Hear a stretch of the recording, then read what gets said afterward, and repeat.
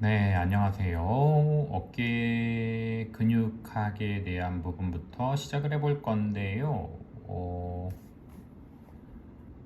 다 한번 살펴보셨죠?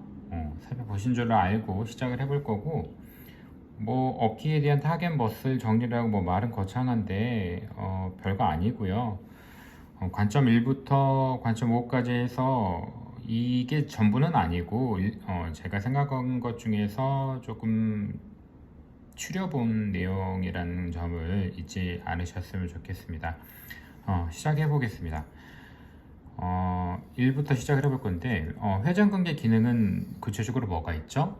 보통 우리가 어깨를 회전시킨다에 대한 의미를 포커스를 많이 보고 있는데, 보통 외회전과 내회전을 많이 하죠. 그럼 이제 어깨에 대한 회전근개에 대한 머슬들은 크게 우리가 네 가지가 있는데, 어떤 게 있죠? 네. 슈프라스피나투스, 인프라스피나투스, 테레스 마이너, 서브스카퓰라리스 이렇게 네 가지가 있죠. 근데 이 로테이터 커프 머슬 네 가지가 회전에 대한 기능만 하는 게 아니고 임상적으로 더 중요한 것은 이거예요. 그래놀 캐비티 자체가 굉장히 얕은 구조예요. 얕은 구조라는 게 무슨 말이냐면 상대적으로 큰 상원 골두, 그러니까 이거죠. 이 골두가 굉장히 커요. 여기에 들어가기에 아구가 안 맞는 거죠. 그러니까 핏이 안 맞기 때문에 어떤 불안정한 구조를 만든다. 그런 의미가 중요한데, 이 불안정은 사실은 장점은 뭐냐면 팔을 자유자재로 움직일 수 있는 가동성이 좋다라는 의미예요.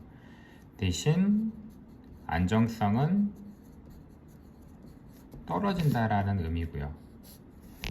어떤 의미인지 아시겠죠? 그러니까 이 불안정한 구조를 잡아주는 게 뭐예요? 하나의 근육이 이거죠.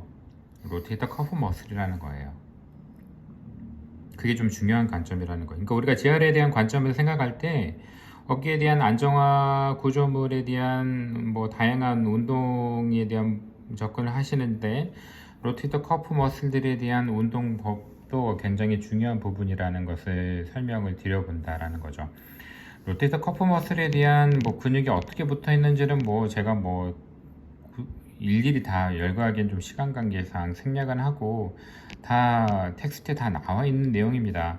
그래서 스카뷸라 전체적인 구조물 안에서 어떻게 시작되어서 어떻게 붙는지, 이 슈프라스피나투스는 이제 위쪽에서 해당되고 인프라스피나투스는 아래쪽에서 해당되고, 그리고 테레스 마이너도 아래쪽에서 해당되는 것을 잘 생각을 해보시면서 구조적으로 어떻게 붙어 있는지를 잘 고민을 해보시면서 이해를 해보시면 될 것 같고, 중요한 것은 우리가 팔에 대한 움직임을 기억하려고 할 때 팔에 대한 움직임에 대한 것만 뿐만 아니라 어깨뼈, 그러니까 스카퓰라에 대한 움직임에 대한 부분을 고민을 해볼 필요가 있어요. 무슨 말인가 하면 우리가 보통 팔에 대한 내전, 외전을 해요 라고 생각하면 팔만 고민을 하게 되죠. 집중을 하게 되잖아요.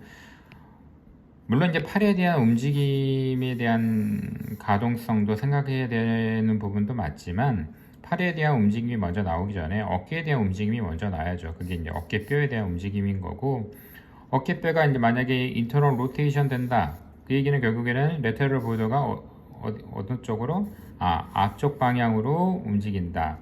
반대로 어깨뼈가 엑스터널 로테이션, 외회전 된다. 그러면 어깨뼈의 외측 보더는 뒤쪽으로 빠진다. 그렇게 정리를 해볼 수 있는 개념이라는 겁니다.